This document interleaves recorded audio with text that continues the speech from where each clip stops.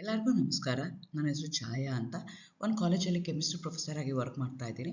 ನನ್ನ ಇಂಟೆನ್ಷನ್ ಈ ಚಾನಲ್ನ ಸ್ಟಾರ್ಟ್ ಮಾಡೋದಕ್ಕೆ ಅಂದರೆ ಸಾಧ್ಯ ಆದಷ್ಟು ಕೆಮಿಸ್ಟ್ರಿ ರಿಲೇಟೆಡ್ ಟಾಪಿಕ್ನ ಕೆಮಿಸ್ಟ್ರಿ ಕನ್ನಡದಲ್ಲಿ ಹೇಳೋವಂಥ ಪ್ರಯತ್ನ ಮಾಡ್ತಿದ್ದೀನಿ. ಕೆಮಿಸ್ಟ್ರಿ ಇಷ್ಟ ಇಲ್ಲದವ್ರಿಗೂ ಕೆಮಿಸ್ಟ್ರಿ ಕಡೆಗೆ ಸೆಳೆಯುವಂಥ ಪ್ರಯತ್ನ ನಾನು ನನ್ನ ಚಾನಲಲ್ಲಿ ಮಾಡ್ತಾ ಇದ್ದೀನಿ. ಪರ್ಟಿಕ್ಯುಲರ್ಲಿ ಕನ್ನಡ ಮೀಡಿಯಂ ಹುಡುಗರಿಗೆ, ರೂರಲ್ ಹುಡುಗರಿಗೆ ಹೆಲ್ಪ್ ಆಗಲಿ ಅಂತ ಕೆಮಿಸ್ಟ್ರಿನ ಕನ್ನಡದ ಹೇಳೋವಂಥ ಪ್ರಯತ್ನ ನಾನು ನನ್ನ ಚಾನಲಲ್ಲಿ ಮಾಡ್ತಾ ಇದ್ದೀನಿ.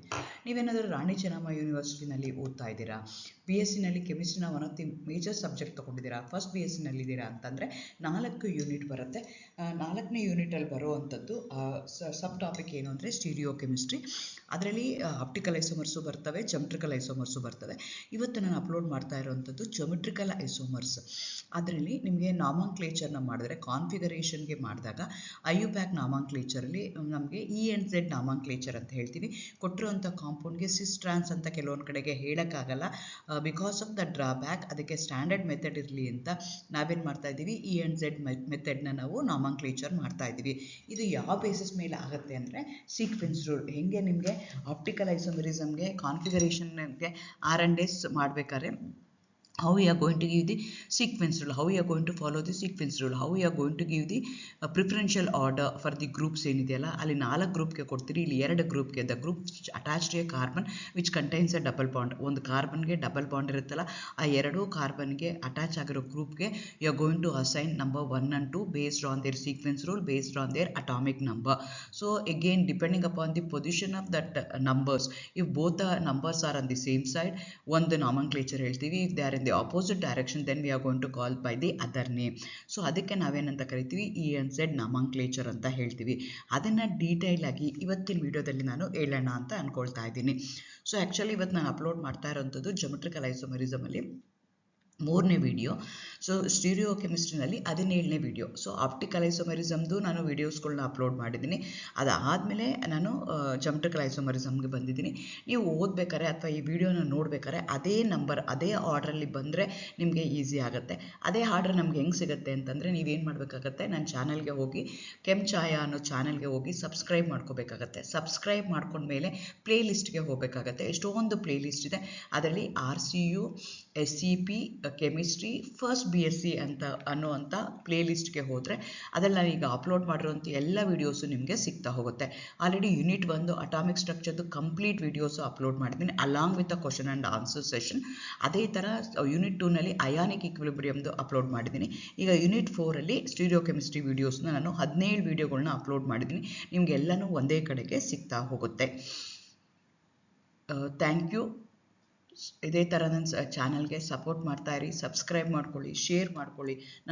ಅಂದರೆ ನಾನು ಈ ಹುಡುಗರಿಗೆ ಹೆಲ್ಪ್ ಆಗಲಿ ಅಂತ ಮಾಡ್ತಾ ಇರೋದಕ್ಕೆ ಎಕ್ಸ್ಟ್ರಾ ಟೈಮ್ನ ಸ್ಪೆಂಡ್ ಮಾಡ್ತಾ ಇದ್ದೀನಿ. ನಾನು ಏನು ಎಫರ್ಟ್ ಹಾಕ್ತಾ ಇದ್ದೀನಲ್ಲ, ಅದು ಹುಡುಗರಿಗೆ ಸಿಕ್ಕಬೇಕು ಅನ್ನೋ ಇಂಟೆನ್ಷನಲ್ಲಿ ಇದನ್ನು ಮಾಡ್ತಾ ಇದ್ದೀನಿ. ಸಾಧ್ಯ ಆದಷ್ಟು ನಿಮ್ಮ ಫ್ರೆಂಡ್ಗಳಿಗೆ, ನಿಮ್ಮ ಕ್ಲಾಸ್ಮೇಟ್ಸ್ಗಳಿಗೆ ಅದನ್ನು ಶೇರ್ ಮಾಡಿ ಅಂತ ನಾನು ನಿಮ್ಮನ್ನು ರಿಕ್ವೆಸ್ಟ್ ಮಾಡ್ಕೊಳ್ತಾ ಇದ್ದೀನಿ. ನಾಮಂಕ್ಲೇಚರ್ ಬಗ್ಗೆ ತಿಳ್ಕೊಳ್ತಾ ಹೋಗೋಣ. ಸೊ ಅದಕ್ಕಿಂತ ಮುಂಚೆ ಜೊಮೆಟ್ರಿಕಲ್ ಐಸೋಮರ್ಸ್ ಮಾತ್ರ ನಾವು ENZ ನಾಮಂಕ್ಲೇಚರ್ನ ಹೇಳ್ತೀವಿ, ಅಕಾರ್ಡಿಂಗ್ ಟು IUPAC ನಾಮಂಕ್ಲೇಚರ್. ಸೊ ಹಂಗಂದರೆ ಏನು ಅಂತ ನಮ್ಗೆ ಗೊತ್ತಿರಬೇಕು. ಸೊ ಜೊಮೆಟ್ರಿಕಲ್ ಐಸೋಮರ್ಸ್ ಅಂದರೆ ಏನು ಅಂದರೆ, it's a type of stereo isomers in which we are going to have 2 different structures ಇರುತ್ತೆ, which cannot be interconvertible at room temperature. ಅಂಥದಕ್ಕೆ ಏನಂತ ಕರಿತೀವಿ ನಾವು, ಜೊಮೆಟ್ರಿಕಲ್ ಐಸೋಮರ್ಸ್ ಅಂತ ಹೇಳ್ತೀವಿ. This happens because of the restricted rotation. Either around carbon double bond ಇರ್ಬೋದು, carbon nitrogen double bond ಇರ್ಬೋದು, nitrogen double bond ಇರ್ಬೋದು. ಸೈಕ್ಲಿಕ್ ಕಾಂಪೌಂಡ್ಸಲ್ಲೂ ಈ ಥರದ್ದು ನಮಗೆ ಸಿಗ್ತಾ ಹೋಗುತ್ತೆ. ಸೊ ಅದನ್ನು ಸಿಸ್ ಟ್ರಾನ್ಸ್ ಐಸೋಮರ್ಸ್ ಅಂತಲೂ ಹೇಳ್ತಾರೆ. 2 ಗ್ರೂಪು ಒಂದೇ ಸೈಡಲ್ಲಿ ಇತ್ತು ಅಕ್ರಾಸ್ ದಿ ಡಬಲ್ ಬಾಂಡ್ ಅಂತಂದರೆ ಅವಾಗ ಅದನ್ನು ಸಿಸ್ ಅಂತ ಕರೀತಾರೆ. ಡಿಫ್ರೆಂಟ್ ಇತ್ತು ಅಂತಂದರೆ ಟ್ರಾನ್ಸ್ ಅಂತ ಹೇಳ್ತಾರೆ. ಟ್ರಾನ್ಸ್ ಅಂದರೆ ಕ್ರಾಸ್ ಓವರ್ ಅಂತ. ಸೊ ಹಾಗಾಗಿ ಆ ಥರನೂ ಹೇಳ್ತಾರೆ. ಹಾಗಾಗಿ ಇದನ್ನು ಸಿಸ್ ಟ್ರಾನ್ಸ್ ಐಸೋಮರ್ಸ್. ಸೊ ಇದು not only in the alkene, cyclic ಮಾಲಿಕ್ಯೂಲ್ಸಲ್ಲೂ ಆಗುತ್ತೆ. ಇವೊಂದು they contain the single bond because of the restricted rotation. ಅಲ್ಲೇನಾಗಿರುತ್ತೆ, ರಿಸ್ಟ್ರಿಕ್ಟೆಡ್ ರೊಟೇಷನ್ ಇರುತ್ತೆ because of the angle. So ಒಂದು ಮಾಲಿಕ್ಯೂಲಿಂದ ಇನ್ನೊಂದು ಮಾಲಿಕ್ಯೂಲ್ ನಾನು ಕನ್ವರ್ಟ್ ಮಾಡ್ತೀನಿ ಅಂತಂದರೆ at room temperature it is not possible. Only by spending some amount energy, by breaking the bond I can convert from one form to another form. ಹಾಗಾಗಿ ಏನಾಗುತ್ತೆ, geometrical ಐಸೋಮರ್ಸಲ್ಲೂ ನನಗೆ ಬಾಂಡು ಇರ್ತಾ ಹೋಗುತ್ತೆ. ಸೊ ಬಟ್ ಟರ್ಮಿನಲ್ ಆಲ್ಕೀನ್ಸ್ ಏನಿರ್ತಾರಲ್ಲ, they do not show the geometrical isomerism ಯಾಕೆ ಅಂತಂದರೆ condition ಏನು ಅಂತಂದರೆ ಒಂದೇ ಕಾರ್ಬನ್ ಆಟಮ್ಗೆ ಅಟ್ಯಾಚ್ ಆಗಬೇಕು ಅಂತಂದರೆ ಎರಡು ಬೇರೆ ಬೇರೆ ಗ್ರೂಪ್ ಇದ್ರೆ ಮಾತ್ರ I can write 2 different structures, ಇಲ್ಲ ಅಂದರೆ ಬರೆಯೋಕ್ಕಾಗಲ್ಲ. ಸೊ ಕಾರ್ಬನ್ ಡಬಲ್ ಬಾಂಡ್ ಏನಿದೆಯಲ್ಲ, ಕಾರ್ಬನ್ ಡಬಲ್ ಬಾಂಡ್ ಮಾಲಿಕ್ಯೂಲ್ ಇದೆಯಲ್ಲ, ಒಂದು ಕಾರ್ಬನ್ಗೆ ಬೇರೆ ಎರಡೆರಡು ಗ್ರೂಪ್ ಅಟ್ಯಾಚ್ ಆಗಿದ್ರೆ ಮಾತ್ರ ಅದು ಎಕ್ಸಿಸ್ಟ್ ಮಾಡುತ್ತೆ, ಇಲ್ಲ ಅಂದರೆ ಮಾಡೋದಿಲ್ಲ. ಸೊ ನನಗೆ ಏನು ಮಾಡಿದ್ದೀನಿ, 3 ಸೆಟ್ ಆಫ್ ಎಕ್ಸಾಂಪಲ್ಸ್ನ ತೊಗೊಂಡಿದ್ದೀನಿ. ಮೊದಲನೇ ಸೆಟ್ಟಲ್ಲಿ ಏನು ಮಾಡಿದ್ದೀನಿ, ಒಂದು ಕಾರ್ಬನ್ಗೆ ಬೇರೆ ಬೇರೆ ಗ್ರೂಪ್ನ ಆ್ಯಡ್ ಮಾಡಿದ್ದೀನಿ. ಸೊ ಆ ಎರಡು group since they are not in the same side, opposite direction ಇರೋದ್ರಿಂದ ಅದನ್ನು ಸಿಸ್ ಅಂತ ಕರಿತೀನಿ. ಅದೇ ರೀತಿ ಇನ್ನೊಂದು ಪಕ್ಕದಲ್ಲಿ ಏನಿದೆಯಲ್ಲ ಅದನ್ನೇನಂತ ಕರಿತೀನಿ, ಟ್ರಾನ್ಸ್ ಅಂತ ಕರಿತೀನಿ. ಇದನ್ನು ಹೆಂಗೆ ಬರೀತೀನಿ ಅಂದರೆ, ಮೊದಲನೇ ಕಾರ್ಬನ್ ಆಟಮ್ದು ಏನಿದೆಯಲ್ಲ ಅದನ್ನು ಚೇಂಜ್ ಮಾಡಲ್ಲ, ಹಾಗೆ ಇಟ್ಕೊಳ್ತೀನಿ. ಎರಡನೇ ಕಾರ್ಬನ್ ಆಟಮ್ ಗ್ರೂಪ್ಸ್ ಮಾತ್ರ ಏನು ಮಾಡ್ತೀನಿ, ನಾನು ಚೇಂಜ್ ಮಾಡ್ತಾ ಹೋಗ್ತೀನಿ. If the groups are in the same side ಅದನ್ನು ಸಿಸ್ ಅಂತ ಕರೀತಾರೆ. If they are in the opposite direction ಅದನ್ನೇನಂತ ಕರೀತಾರೆ, ಟ್ರಾನ್ಸ್ ಅಂತ ಕರೀತಾರೆ. ಸೊ ಫಸ್ಟ್ ಎಕ್ಸಾಂಪಲ್ ಏನಾಯಿತು, ಕಂಡೀಷನ್ಸ್ ಏನು, ಒಂದು ಕಾರ್ಬನ್ ಆಟಮ್ಗೆ ಎರಡು ಬೇರೆ ಬೇರೆ ಗ್ರೂಪ್ ಅಟ್ಯಾಚ್ ಆಗಿರಬೇಕು, ರಿಸ್ಟ್ರಿಕ್ಟಿವ್ ರೊಟೇಷನ್ ಇರಬೇಕು. ಆವಾಗ ಅಂಥದನ್ನ ಏನಂತ ಕರಿತೀವಿ ನಾವು, ಜೊಮೆಟ್ರಿಕಲ್ ಐಸೋಮರ್ಸ್ ಅಂತ ಕರಿತೀವಿ. ಆ ಎರಡು ಗ್ರೂಪು ಸೇಮ್ ಸೈಡ್ ಇದ್ದರೆ ಅದನ್ನ ಸಿಸ್ ಅಂತ ಕರಿತೀವಿ. ಇದರಿಂದ ದಿ ಆಪೋಸಿಟ್ ಡೈರೆಕ್ಷನ್ ಅದನ್ನೇನಂತ ಕರಿತೀವಿ ನಾವು, ಟ್ರಾನ್ಸ್ ಅಂತ ಕರಿತೀವಿ. ಸೊ ಫಸ್ಟ್ ಎಕ್ಸಾಂಪಲ್ ತೊಂದರೆ ಇಲ್ಲ, ಈಸಿಯಾಗಿ ಆಯಿತು. ಈಗ ಸೆಕೆಂಡ್ ಎಕ್ಸಾಂಪಲ್ ನೋಡಿ, ಅಲ್ಲೇನು ಮಾಡಿದ್ದೀನಿ ನಾನು, ಒಂದು ಕಾರ್ಬನ್ ಆಟಮ್ಗೆ ಎರಡು ಬೇರೆ ಬೇರೆ ಗ್ರೂಪ್ ಅಟ್ಯಾಚ್ ಮಾಡಿದ್ದೀನಿ. ಒಟ್ಟು ಟೋಟಲಿ ಎಷ್ಟು ಗ್ರೂಪ್ ಆಗಿದೆ, ಅಲ್ಲಿ 3 ಗ್ರೂಪ್ ಆಗಿದೆ. ಹಿಂದಿನ ಕೇಸಲ್ಲಿ ಏನಾಗ್ತಿತ್ತು, ಟೋಟಲಿ 2 ಗ್ರೂಪ್ ಇತ್ತು. ಇಲ್ಲೇನಾಗ್ತಾ ಇದೆ, ನಾನು 3 ಗ್ರೂಪ್ನ ಚೇಂಜ್ ಮಾಡಿದ್ದೀನಿ. ಇದನ್ನು ನಾನು ಸಿಸ್ ಟ್ರಾನ್ಸ್ನ ಹೇಳೋಕ್ಕೆ ಸಾಧ್ಯನಾ ಅಂತ ಟ್ರೈ ಮಾಡಿದ್ರೆ ಟು ಸಮ್ ಎಕ್ಸ್ಟೆಂಟ್, ಈಗ ಫಸ್ಟ್ ಎಕ್ಸಾಂಪಲಲ್ಲಿ ಏನಾಗಿದೆ, BR ಸೇಮ್ ಗ್ರೂಪಲ್ಲಿದೆ, ಅದನ್ನು ಸಿಸ್ ಅಂತ ಕರಿಬೋದು. BR ಆಪೋಸಿಟ್ ಡೈರೆಕ್ಷನ್ ಇದೆ, ಅದನ್ನು ಟ್ರಾನ್ಸ್ ಅಂತ ಕರಿಬೋದು. ಅದನ್ನು ನೆಕ್ಸ್ಟ್ ಎಕ್ಸಾಂಪಲ್ ತೊಗೊಳ್ಳಿ, ಅದರಲ್ಲಿ ಏನು ಹೇಳ್ತಾ ಇದ್ದೀವಿ ನಾವು, ರಿಸ್ಟ್ರಿಕ್ಟಿವ್ ರೊಟೇಷನ್ ಇದೆ ಆ ಕಾಂಪೌಂಡಲ್ಲಿ, ಒಂದೇ ಕಾರ್ಬನ್ ಆಟಮ್ಗೆ ಎರಡು ಬೇರೆ ಬೇರೆ ಗ್ರೂಪ್ನ ಅಟ್ಯಾಚ್ ಮಾಡಿದ್ದೀನಿ. ಆದರೆ ಈ 4 ಗ್ರೂಪು ಬೇರೆ ಆಗಿದೆ. ಸೊ ಇವಾಗ ಇದು ಯಾವುದು ಸಿಸ್ಸು ಯಾವುದು ಟ್ರಾನ್ಸ್ ಅಂತ ನನಗೆ ಹೇಳೋದಕ್ಕೆ ಕಷ್ಟ ಆಗುತ್ತೆ. ಸೊ ಇನ್ ದಟ್ ಕೇಸ್ ನಮಗೆ ಆ ಸಿಚುಯೇಷನಲ್ಲಿ ನನಗೆ ಇನ್ನೊಂದು ಥರ ನಾಮಕ್ಲೇಚರ್ ಬೇಕಾಯಿತು. ಅದಕ್ಕೆ ನಾವೇನಂತ ಕರಿತೀವಿ, ENZ ಅಂತ ಕರಿತೀವಿ. All 4 groups attached to a carbon atom of a double bond are different. In such cases, cis-trans nomenclature cannot be used. ಅದನ್ನು ಮಾಡಿದ್ರೆ ಇದು ಯಾವುದು ಸಿಸ್ಸು ಇದು ಯಾವುದು ಟ್ರಾನ್ಸ್ ಅಂತ ನನಗೆ ಐಡೆಂಟಿಫೈ ಮಾಡೋದು ಕಷ್ಟ ಆಗುತ್ತೆ. ಹಾಗಾಗಿ in such cases geometrical isomers are not called as cis-trans isomers. We have to them as ENZ nomenclature. So ಅದನ್ನು ಹೆಂಗೆ ENZ ಅಂತ ಕರೀತಾರೆ ಅಂದರೆ, it is based on sequence rule. Already ನಾನು ಸೀಕ್ವೆನ್ಸ್ ರೂಲ್ ಬಗ್ಗೆ ಆಪ್ಟಿಕಲ್ ಐಸೋಮರ್ಸ್ಗೆ R&S ಕಾನ್ಫಿಗರೇಷನ್ಸ್ ಹೇಳ್ಬೇಕಾದ್ರೆ already ಹೇಳಿದ್ದೀನಿ.